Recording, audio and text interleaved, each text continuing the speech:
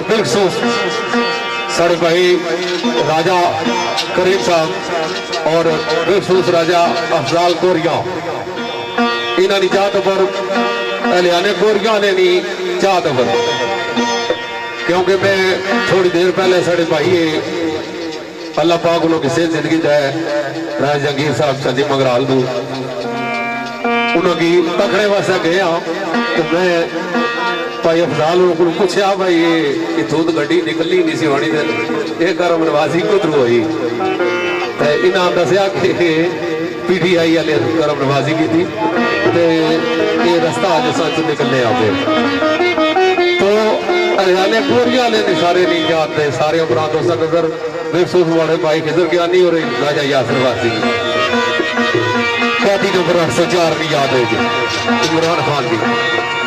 सरकार आखिर